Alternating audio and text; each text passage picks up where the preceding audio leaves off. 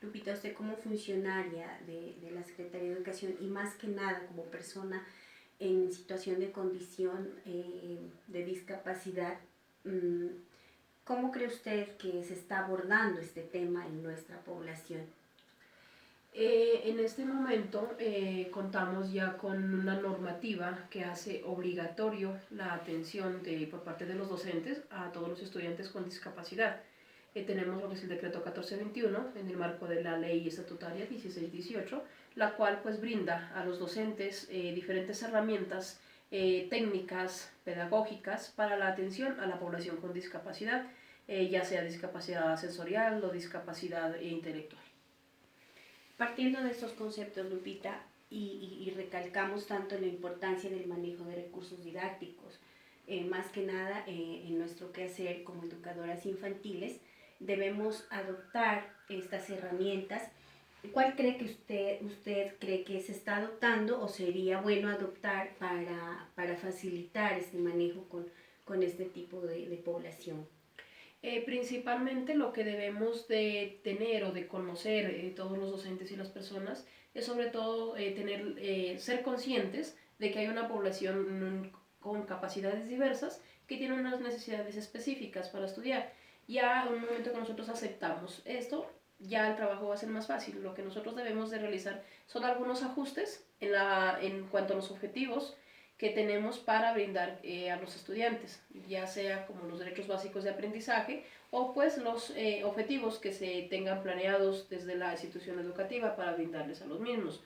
Y de esta forma pues se va a hacer mucho más llevadero el trabajo y adaptando pues diferentes estrategias pedagógicas, diferentes estrategias que nos van a servir para que los estudiantes con diferentes tipos de discapacidad puedan incluirse dentro de la misma aula y podamos enseñarle o puedan enseñarle sin tener que realizar diferentes grupos de trabajo, sino que dentro del mismo aula pueden enseñarle tanto a un niño que no tenga discapacidad como a un niño que tenga discapacidad. Claro, Lupita, entonces es nuestro llamado a promover esas habilidades, ¿no? Porque no podemos decir que la discapacidad es una limitación, sino puede ser un arte, ¿no, Lupita? Para nosotros ayudarlos y nosotros crear nuevas estrategias para que estos estudiantes puedan más que nada defenderse, ¿no? Defenderse en la vida.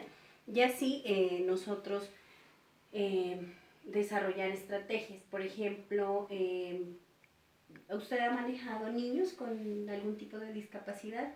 Sí, sobre todo en la atención que brindo yo son a estudiantes con discapacidad visual, en algunos casos son ciegos y en otros casos son con baja visión.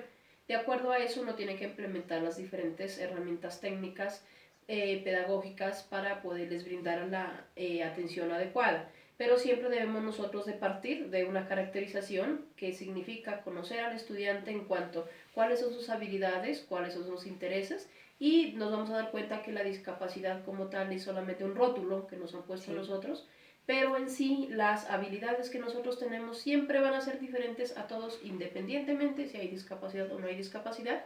Nunca nos vamos a encontrar dos, tres personas que tengan la misma habilidad, o sea, siempre va a haber una persona que tenga diferentes habilidades, unas más fortalecidas que otras, y lo mismo sucede en las personas con discapacidad, solamente que tenemos que como docentes descubrir cuáles son esas habilidades y empezar a hacer un trabajo desde esa habilidad, o sea, no nos tenemos que fijar en cuál es la discapacidad, no en lo que le falta, sino en qué tiene ese estudiante para desde ahí sacar a flote pues todo la habilidad que tiene, toda la capacidad para poder hacer que ese estudiante pues tenga un buen rendimiento académico. Sí, Lupita.